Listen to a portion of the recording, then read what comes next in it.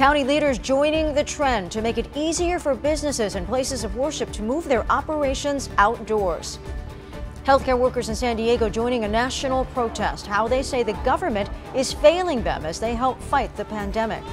And some tips from an eye doctor on how to keep your eyes and your children's healthy if you find yourself stuck in front of a computer most of the day. ABC 10 News at 11 starts now. ABC 10 News at 11 starts now. You know, outdoor space has been a hot commodity for business owners and places of worship. Hi there, I'm Virginia Cha. Well, today, county leaders gave more options when it comes to setting up shop outside. ABC 10 News reporter Vanessa Paz explains how that decision opens up hundreds of acres. Waterfront Park could be the new place your gym or church has their next service, thanks to a new initiative that was passed Wednesday that would allow businesses to go from indoors to county parks. Get some sunlight, it's good for you. Get some fresh air. I work from home, so I like it, yeah. Joel Navarez hits up the Waterfront Park every morning for his workouts because he likes it and because it was the only option. His gym is one of many businesses shut down amid COVID-19 restrictions. But he said if his gym held classes on this wide open space, he'd be one of the first to sign up. It'll be good for everybody. Me, my girlfriend would come. I'd probably attend with my friends.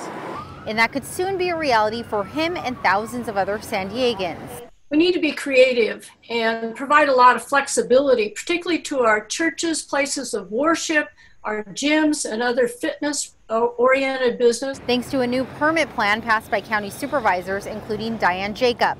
It allows businesses such as gyms and houses of worship to use county park space free of charge. I'm asking that the county streamline the process so it's a very quick turnaround. She said the process is like the city of Poway's, who recently implemented a similar plan.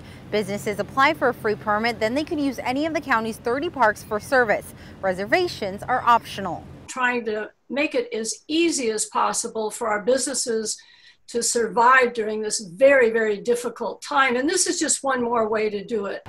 Vanessa Paz, ABC 10 News. PPE is our plight.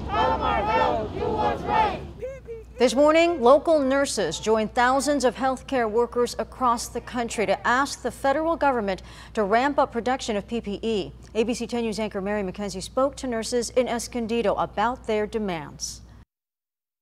The nurses who are out here today outside of Palomar are participating in a nationwide call to action. PPE is our plight.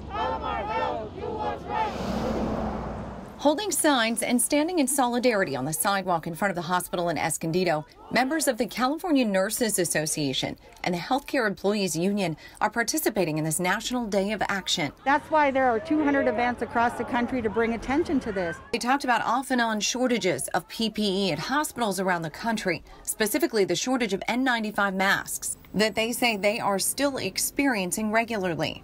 They're also asking Congress to pass legislation like the HEROES Act, which they say would push forward domestic production of PPE and mandate emergency OSHA standards for medical workers on the front lines of the pandemic. We're willing to run into the burning building, so to speak. We're on the front lines. We're taking care of people, but we're just asking you to please send us to the front lines with the proper protection that we deserve.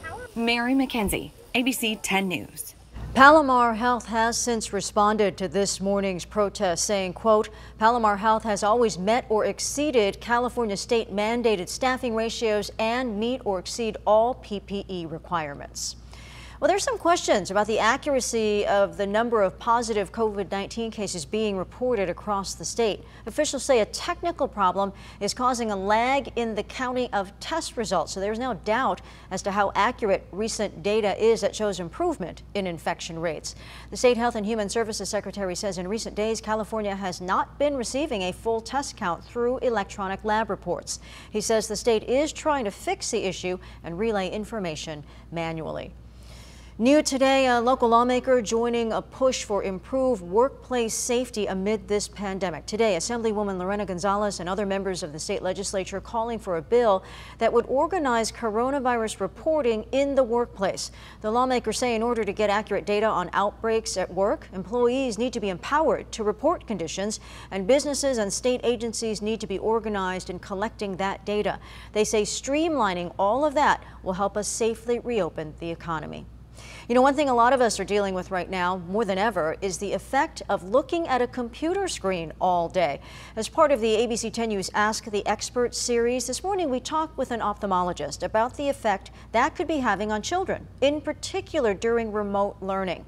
Too much eye strain from staring at a screen could impact their vision, but she says there is plenty you can do to stay on top of it.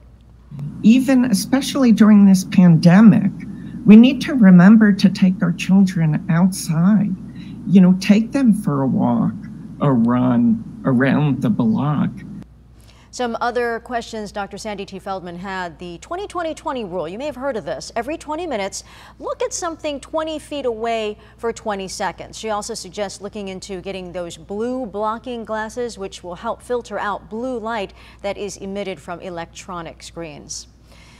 Now, an update to that shocking story we first brought you yesterday, that massive explosion in Lebanon that killed dozens and injured thousands more. Crews are sifting through the rubble today as the rest of the world reacts and investigators try to figure out exactly what happened. ABC's Julia McFarlane is in London with the details. First, there was a fire, a huge column of smoke rising from Beirut's port. Then, a massive explosion.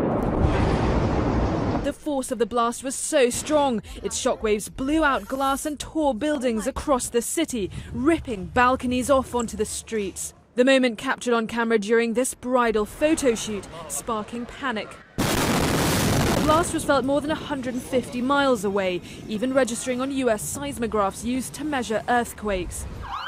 At least 100 people are confirmed dead, thousands are injured. The city's wounded in desperate need of care, looking to St. George's Hospital, but its medics can't enter the building since it is on the verge of collapse. They lost 4 nurses themselves. President Trump expressing sympathy last night, offering assistance from the US. Our prayers go out to all the victims and their families. The sun rose Wednesday morning, revealing the devastating scene at Beirut's port.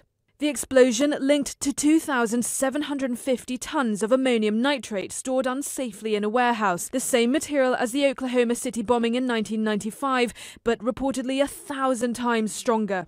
Officials aren't commenting on the cause of the explosion, but so far it appears to be accidental. New York-based artist Michelle Aboud shot these videos showing the immediate aftermath. And as I'm walking, all of a sudden, everything starts shaking and we hear this double bang. And before we could even think of what to do next, everything exploded. Pope Francis leading prayers for Lebanon. This tragedy is estimated to have resulted in hundreds of thousands made homeless. Charities say more than 1 million Lebanese were already on the breadline before this latest crisis hit. Much of Lebanon's population have lived through 2 wars. It's affected by Syria's conflict, absorbing 1 million refugees, an economic crisis and COVID-19. Every time Lebanon tries to rebuild, it seems to face another tragedy. Julia McFarlane, ABC News, London. Well, the latest change from what's become a bizarre year on the campaign trail. Joe Biden will not be accepting the Democratic nomination in Milwaukee, where the Democratic National Convention was scheduled to be held. Now, the convention had already been moved almost entirely online, but Biden was still expected to make his way to the city this month. Instead, he will reportedly accept the nomination closer to home in Delaware, where he's been spending much of his time the last several months. This news is coming after the Republican Party also decided to alter its convention. That one is scheduled for later this month. Renters in National City won't need to worry about losing their homes, at least for the next 2 months. Last night, the city voted to extend the temporary eviction moratorium through September 30th. It was originally set to expire at the end of this month. The city does require anyone affected by the pandemic to give landlords 30 days notice if they cannot pay the rent. Tenants have to show documentation such as old pay stubs or statements as proof of financial distress.